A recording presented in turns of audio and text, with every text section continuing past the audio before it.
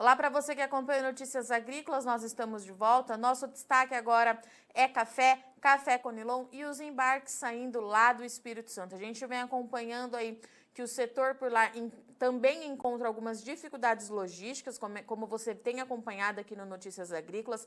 Os embarques, segundo analistas, enfim, o próprio Secafé, eles poderiam ser maiores pelo Espírito Santo se não fossem essas entraves, mas para a gente entender melhor o que está acontecendo e como é que fechou o número referente ao mês de agosto, eu convido aqui o Márcio Cândido Ferreira. O Márcio, ele é presidente do Centro do Comércio de Café de Vitória. Márcio, seja muito bem-vindo mais uma vez aqui ao Notícias Agrícolas. E Virgínia, obrigado pelo convite e é sempre um prazer estar com vocês. Márcio, eu gostaria que a gente começasse o nosso bate-papo, então, com o senhor trazendo os números dos embarques de agosto, e queria saber se esse número ficou dentro do que era esperado ou se, mais uma vez, o Estado aí é prejudicado pelos impasses logísticos. Pode ser? Claro, os embarques de agosto foram da ordem de 314 mil sacas, com destaque para o Conilon, que foi 221 mil, o Soluço com 33 mil e o Arábica 59 mil. Esses embarques poderiam certamente ser melhores, alguma coisa da ordem de 30% a mais, se não fosse a dificuldade logística que a gente enfrenta, principalmente com espaços em navios e dificuldade também em contêineres. Não resta dúvida que o mercado também está mais precificado, mais caro, mas houvesse essas condições logísticas, a performance teria sido bem melhor. Márcio, essa dificuldade hoje, logística, que o senhor traz para a gente, né? Ela além dessa falta de espaço nos navios, faltas de contêineres, tem alguma coisa? Como é que está o custo para o produtor, para a exportação do estado? Também está mais elevado? Como é que tem sido esses últimos meses em relação a isso? O custo, no geral, desde o produtor até o exportador, até dentro do navio, realmente tem aumentado bastante, né? Você tem, por exemplo, o preço sobe em função do dólar, mas os custos também, insumos, sobem bastante em função também no mesmo dólar, né? A inflação tem demandado principalmente a questão de combustível, então os fretes terrestres estão bem mais caros, os custos têm aumentado bastante e, embora os preços tenham aumentado, tenham subido bem, os preços são bons, mas não é dizer que 100% da alta está favorecendo o produtor, muito longe disso, entendeu?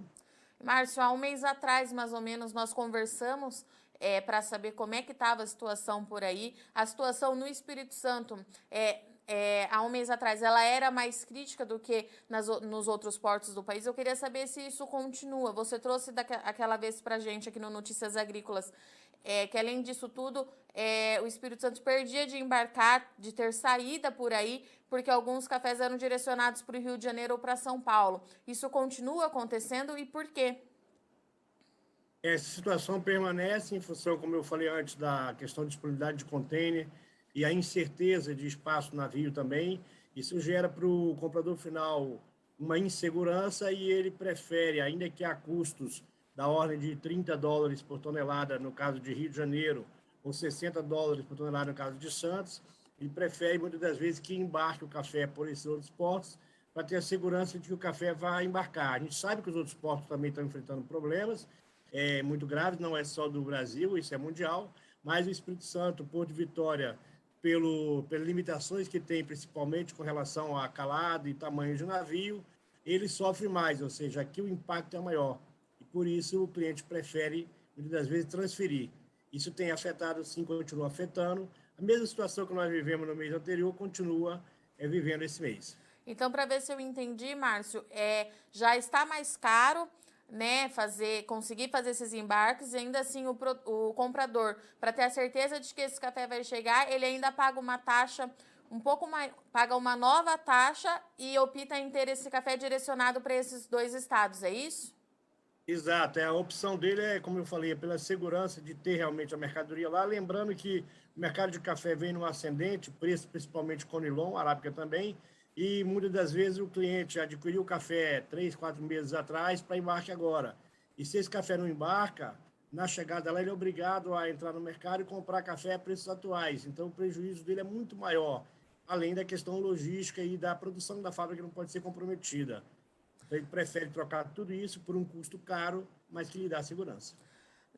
No café tipo arábica, Márcio, a gente tem observado que os contratos eles estão sendo jogados para frente, né? Esses embarques eles são rolados para pelo menos 30, 60 dias para frente. Com vocês aí, isso também vem acontecendo? Também é uma realidade do setor de Conilon? Sim, acontece a mesma situação. Você tem uma dificuldade enorme para conseguir espaço no navio. Ele normalmente, a companhia está disponibilizando espaço para daqui a 6 semanas. Ocorre que quando chega na hora do embarque, vem outras adversidades, como o navio não pode atracar, o navio está lotado, houve uma mudança de rota e acaba que aí, série de situações, não tem container, e aí você acaba tendo o seu embarque atrasado por mais um mês, ou até 2 meses. Então, realmente cria muita dificuldade. E essa carga fica onde, Márcio? Fica parada no porto? Normalmente, ela não pode ficar parada no porto, porque o exportador, além de sofrer com todo esse prejuízo, ele ainda é cobrado dele o detention, né, o custo do container parado, e o exportador ele procura só mandar a carga para o porto quando realmente ele está seguro que ela vai ser embarcada. Ainda assim, ele incorre, às vezes, em despesas, ou pelo menos tentam cobrá-lo, e ele não aceita pagar, judicializa, porque é seu direito, não foi ele o causador do atraso. Mas realmente é uma dificuldade a mais. Se ficar parada no porto, aí o custo é muito maior, por causa do container, e parada no armazém também é custo alto, porque é dinheiro que você captou para fazer o embarque e não recebe de volta o pagamento, porque não embarcou a mercadoria.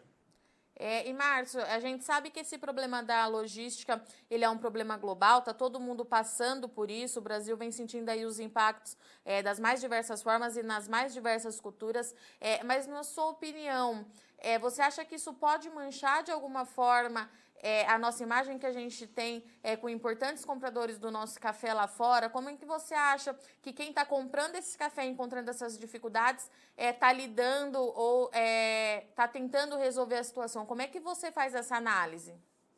Por ser um problema global e o Brasil ele dispõe das melhores estruturas comparadas a outras origens, o cliente ele entende da dificuldade. Eu não vou dizer, respondendo essa pergunta, não vai manchar literalmente a imagem do Brasil, porque é uma coisa generalizada.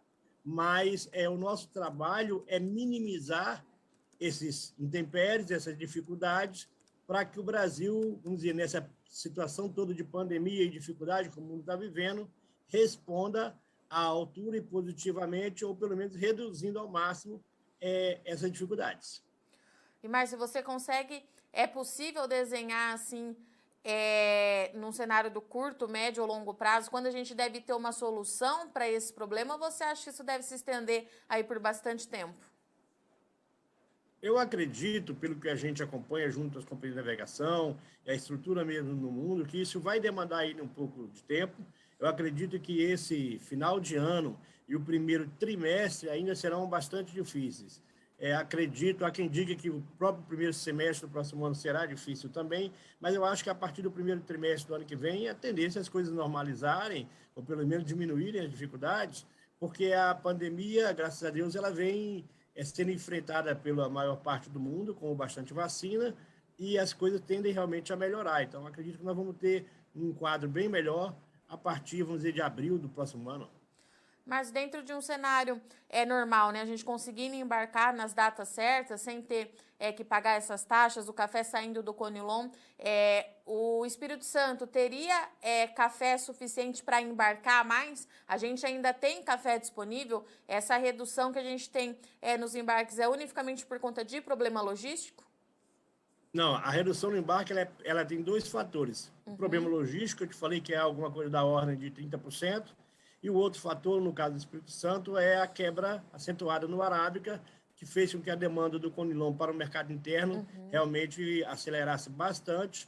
Hoje a gente estima que as indústrias estão utilizando em 65% a 70% de Conilon, contra um histórico de 45% a 50%.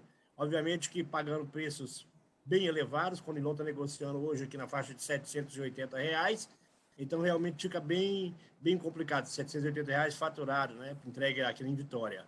Então é bem complicado e fica incompetitivo na exportação. Isso faz com que parte da redução seja em função da excesso de demanda no mercado interno e parte, esses 30% que eu te falei, é problemas logísticos. E, Márcio, falando em números ou em porcentagem, sem esses problemas, quanto a mais o Espírito Santo poderia estar exportando nesse momento?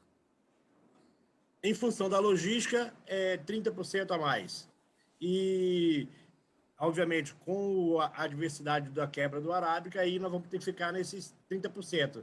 Se não fosse, tivesse uma situação de boa produção de Arábica, eu te diria que o Espírito Santo poderia estar com 40%, 45% a mais de exportação.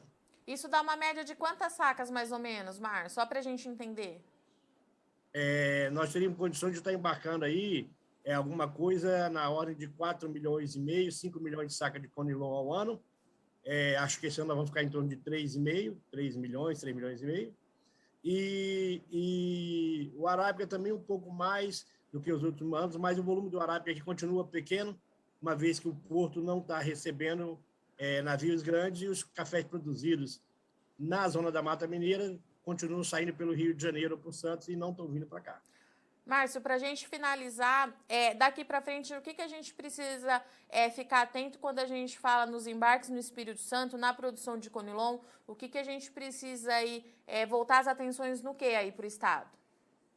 O primeiro, condição climática, nós precisamos de chuvas regulares suficientes, tanto aqui quanto no Brasil, nas regiões produtoras de café, né? A própria cidadão mesmo comum, ele tem hoje receio de que tenha sofrer alguma interrupção no fornecimento de água, mas eu acredito que isso, os serviços climáticos estão indicando que deve começar a se regularizar a partir do final de setembro e início de outubro.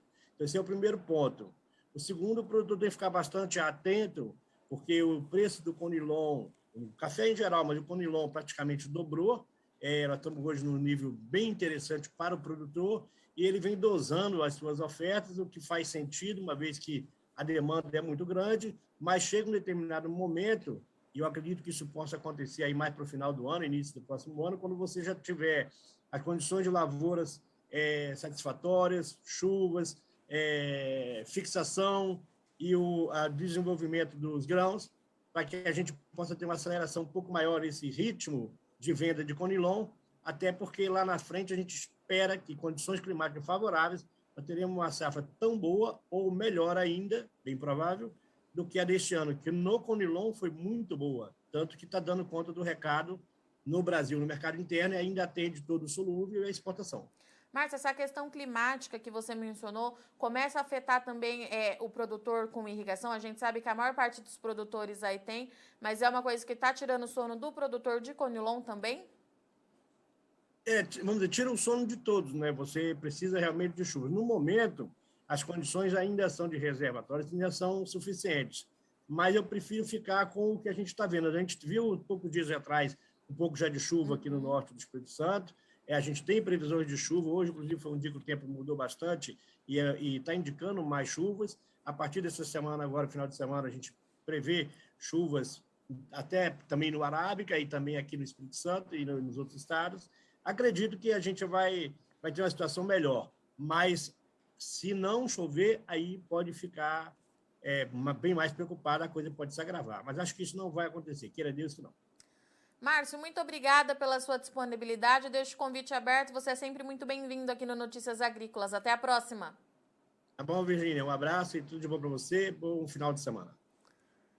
Portanto, esse foi o nosso bate-papo com o Márcio Cândido Ferreira, ele que é presidente do Centro de Comércio de Café de Vitória, que trouxe para a gente aí os embarques de café tipo conilon, que tem número satisfatório, mas de acordo com o Márcio, se não fossem os problemas logísticos que a gente vem observando há bastante tempo aqui no Notícias Agrícolas, esse café poderia estar tendo mais espaço no mercado, pelo menos cerca de 30% a mais. No conilon, o comprador, para não correr o risco de demorar ou ficar sem esse café, ele tem optado em pagar uma taxa extra para esse café ser direcionado para o Rio de Janeiro ou para São Paulo. Então, isso limita, de certa forma, os embarques saindo do Espírito Santo. E, além disso, o Márcio trouxe para a gente que parte do café conilon tem ficado no mercado interno para suprir a necessidade do café arábica, que, como você sabe, sofre aí com os impasses climáticos. Bom, vou ficando por aqui, mas você não sai daí que a nossa programação continue. Já já a gente está de volta.